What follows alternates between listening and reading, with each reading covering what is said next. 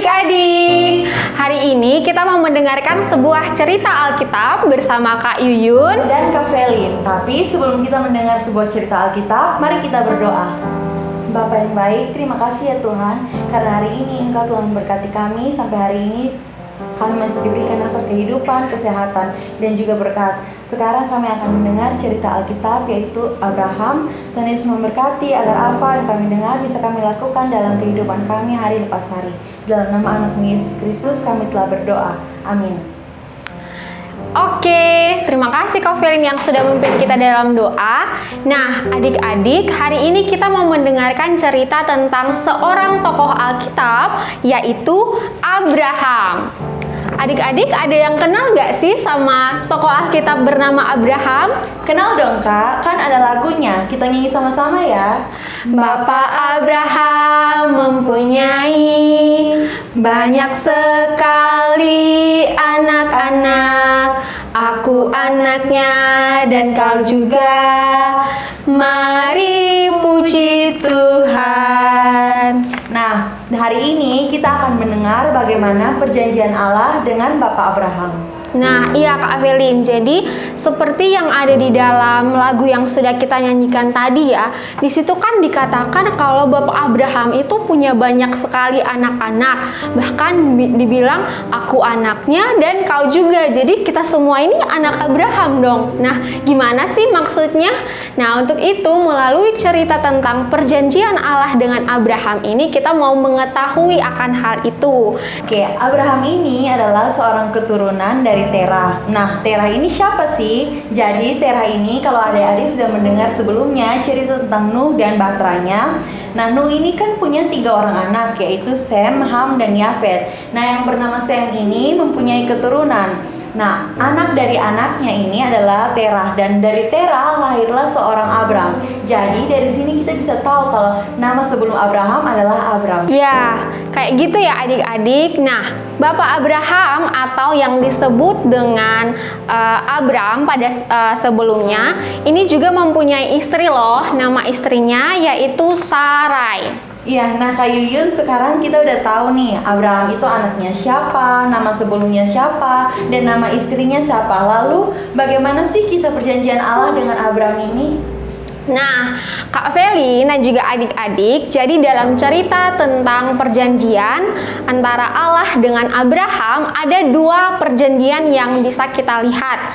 Yang pertama yaitu tentang perjanjian Allah kepada Abraham tentang tanah perjanjian atau yang disebut dengan negeri Kanaan. Nah, jadi saat pertama kali perjumpaan antara Abraham dengan Allah, Allah menjanjikan tanah perjanjian itu kepada Abraham. Nah, suatu ketika Allah ini berfirman kepada Abram, nah untuk pergi ke suatu negeri yang Tuhan Allah janjikan kepada Abram. Tuhan Allah menjanjikan bahwa Ia akan memberkati Abram di sana. Nah, kurang lebih Tuhan Allah bilang seperti ini, Abram, pergilah dari negerimu ini ke negeri yang akan aku tunjukkan padamu. Aku akan membuat engkau menjadi bangsa yang besar dan memberikan kepada engkau hingga mengalahkan musuhmu. Nah, lalu adik-adik tanpa ragu-ragu, Abram pun langsung pergi dengan mengajak istrinya yaitu Sarai dan juga mengajak Lot yang adalah anak saudaranya yang tinggal bersama-sama dengan dia, dan juga dia membawa segala hartanya. Mereka pergi mengikuti perintah Tuhan tersebut. Oke, lalu setibanya di suatu negeri yang bernama Kanaan itu, Tuhan Allah kembali menemui Abram dan berfirman kepada Abram. Tuhan Allah berkata seperti ini, lalu setibanya di suatu negeri yang bernama Kanaan ini, Tuhan Allah kembali menemui Abraham dan berfirman kepadanya. Tuhan Allah mengatakan bahwa Ia akan memberikan negeri ini kepada keturunan dari Abram ini. Keren banget ya Abram ini, ia dikasih tanah sama Tuhan. Nah, adik-adik tahu nggak tentang negeri Kanaan ini? Nanti kalau teman-teman mendengar storytelling yang lainnya tentang Musa dan Yosua, teman-teman akan tahu tentang negeri Kanaan itu seperti apa. Nah, Allah ini akan berikan kepada keturunan Abraham negeri Kanaan ini. Nah, singkat cerita, setelah pertemuan itu akhirnya Abram bersama dengan istrinya dan juga Lot, akhirnya mereka memutuskan untuk menetap di negeri Kanaan itu dan membangun mesbah Tuhan untuk menyembah Tuhan di sana. Nah, itu dia kisah tentang perjanjian yang pertama antara Allah dengan Abraham. Yang kedua, perjanjian tentang Allah dan Abraham yaitu tentang keturunan. Jadi, adik-adik, ketika Abraham menikah dengan Sarai, mereka belum dikaruniai oleh seorang anak, mereka belum dikaruniai keturunan. Jadi, pada saat itu kan mereka ketika ada di Kanaan, kemudian di sana terjadi kelaparan, akhirnya mereka pergi ke negeri lain dan Allah menepati janji kepada Abraham dengan menolong Abraham untuk melawan raja-raja, melawan musuh-musuh mereka. Nah, hingga pada suatu ketika akhirnya Abraham mengalami pertemuan kembali dengan Tuhan. Jadi Abraham ini memperoleh penglihatan tentang firman Tuhan. Wah, penglihatan seperti apa tuh Kak Yuyun? Nah, penglihatannya itu, jadi ketika itu kan Abraham bertanya kepada Tuhan begitu, bahwa Tuhan, aku ini tidak punya keturunan, tidak punya anak. Lalu bagaimana, dengan siapa atau kepada siapa aku akan mewariskan rumahku atau segala yang aku punya. Nah, lalu ketika mendengar perkataan Abraham yang demikian, kemudian Allah ini menyuruh Abraham untuk keluar. Kemudian Allah menyuruh Abraham untuk melihat bintang-bintang di langit. Nah, gambarannya seperti ini adik-adik. Jadi adik-adik bisa lihat ya, di sini ada banyak sekali bintang-bintang. Nah, lalu kata Allah kepada Abraham, coba kamu hitung berapa banyak bintang yang ada di langit, berapa banyak jumlahnya. Nah, kira-kira Abraham bisa hitung nggak sih jumlah bintang yang ada di langit? Nggak bisa. Iya kan, kalau adik-adik ataupun Kak Yuyun ataupun Kak Velin kayaknya nggak bisa ya, karena jumlah bintang di langit itu sangat banyak gitu. Nah, jadi apa sih maksudnya Allah menyuruh Abraham untuk menghitung banyaknya jumlah bintang yang ada di langit gitu. Nah, jadi setelah Allah menyuruh Abraham untuk menghitungnya, kemudian Allah melanjutkan firman-Nya dengan mengatakan bahwa demikianlah akan banyaknya keturunanmu. Jadi Allah bilang bahwa keturunan Abraham itu akan sebanyak bintang di langit, akan sangat-sangat banyak hingga tidak terhitung jumlahnya. Nah, adik-adik, selanjutnya ketika Abraham berumur 99 tahun, Tuhan menampakkan diri lagi kepada Abraham. Nah, di situ Tuhan meneguhkan dan mengingatkan lagi janjinya kepada Abraham. Janji apa sih Kak Yuyun? Nah, Tuhan mengingatkan lagi kepada Abraham tentang janjinya, yaitu tentang keturunan yang banyak seperti bintang yang sudah kita bahas tadi. Jadi, Tuhan kurang lebih berkata seperti ini, aku akan membuat engkau sangat banyak, engkau akan menjadi bapa sejumlah besar segala bangsa, karena itu namamu bukan lagi Abram, akan tetapi Abraham. Nah, jadi adik-adik, dari sinilah kemudian nama Abram diubah oleh Allah menjadi Abraham. Nah, adik-adik, bukan hanya nama Abraham yang dirubah, tetapi nama istrinya yaitu Sarai juga dirubah oleh Allah. Jadi waktu itu Allah mengatakan bahwa istrimu Sarai janganlah lagi engkau menyebutnya sebagai Sarai, tetapi menyebutnya sebagai Sarah. Jadi namanya diubah ya, dari Sarai menjadi Sarah. Nah, Allah juga bilang nih bahwa melalui istrinya yaitu Sarah ini, ia akan memberikan seorang keturunan anak laki-laki yang daripadanya akan dilahirkan raja-raja dari bangsa-bangsa yang besar. Nah, lalu setelah Allah mengatakan itu kepada Abraham ini bingung gitu. Gimana sih caranya mereka bisa punya anak, sedangkan istrinya yang bernama Sarah ini pada saat itu dalam keadaan mandul atau tidak bisa mengandung, tidak bisa punya anak gitu. Selain itu, kondisi mereka saat itu, Abraham itu sudah berusia 99 tahun, cukup tua untuk bisa memiliki seorang anak lagi. Nah, jadi waktu itu Abraham sangat bingung ketika Allah mengatakan kepadanya bahwa Allah akan memberikannya seorang anak. Akan tetapi ternyata Allah menepati janjinya. Jadi Allah memberkati kandungan Sarah sehingga Sarah bisa melahirkan seorang anak yang dinamai Ishak.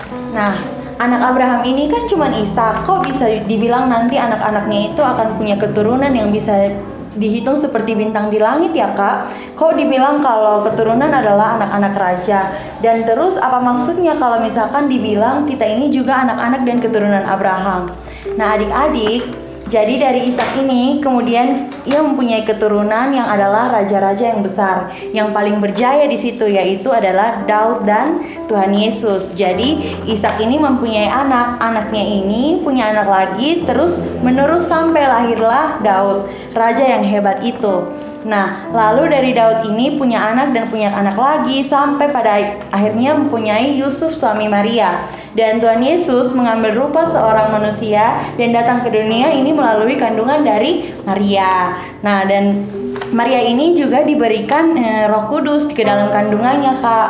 Nah, jadi udah tahu ya kenapa dibilang keturunan Abraham ini adalah raja-raja besar dan akan banyak seperti bintang-bintang di langit. Nah, adik-adik, itu dia penjelasan tentang kenapa Allah mengatakan bahwa dari keturunan Abraham akan lahir raja-raja dari bangsa-bangsa yang besar.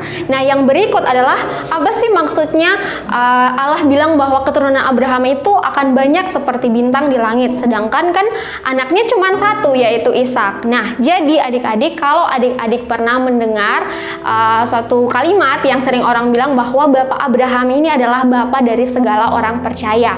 Nah, jadi adik-adik kan tadi sudah mendengar dari Kak Velin bahwa Yesus ini kan adalah keturunan, punya garis keturunan dari Bapak Abraham. Nah, jadi ketika kita menjadi orang yang percaya kepada Yesus Kristus, artinya bahwa kita disebut sebagai orang percaya itu yang adalah anak-anak dari Bapak Abraham. Maksudnya apa sih? Kenapa kita dikaitkan dengan anak-anak dari Bapak Abraham? Nah, artinya kita juga sebagai keturunan yang turut menerima janji Allah kepada Abraham dan keturunannya. Janji apa itu? Janjinya yaitu adalah penyertaan Allah, pertolongan Allah dalam melawan musuh-musuh atau persoalan dalam kehidupan kita, maupun menerima janji Allah tentang tanah perjanjian, yaitu tanah Kanaan. Nah, mungkin kalau di dalam perjanjian lama kan tanah Kanaan itu berkaitan dengan suatu negeri gitu ya.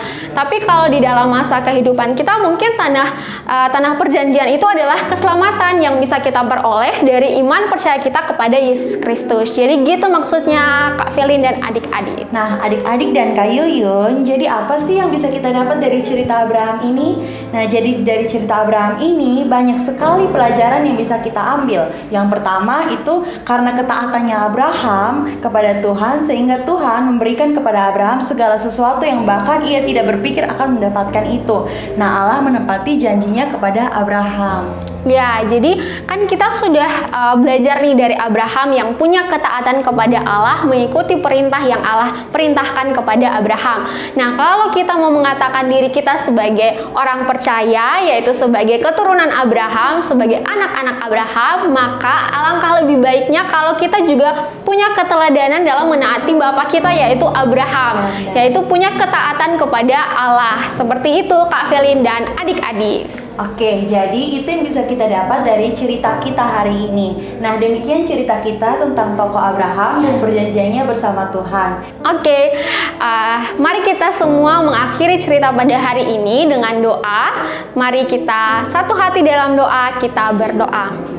Bapa kami dalam kerajaan sorga, kami mengucap syukur untuk suatu kesempatan yang indah kami boleh dapat mendengarkan sebuah cerita Alkitab tentang Abraham. Kami bersyukur kami boleh belajar banyak hal tentang dari kisah tentang perjanjian Allah dengan Abraham. Biarlah Tuhan Engkau menolong kami untuk dalam kehidupan kami mampu menjadi orang yang meneladani Abraham, yang punya ketaatan, yang punya iman dan percaya yang teguh kepada Allah Sang Pembimbing dan Sang Pemimpin dalam kehidupan kami. Terima kasih Tuhan, kami sangat bersyukur untuk apa yang boleh kami dengar melalui storytelling, melalui firman pada hari ini. Biarlah apa yang kami dengar tidak berlalu begitu saja, tetapi kami benar-benar dapat melakukannya dalam kehidupan kami hari lepas hari. Terima kasih banyak Tuhan, ini doa, ini permohonan kami. Haleluya, amin. Demikian dari storytelling kita. Sampai jumpa adik-adik. Sampai jumpa.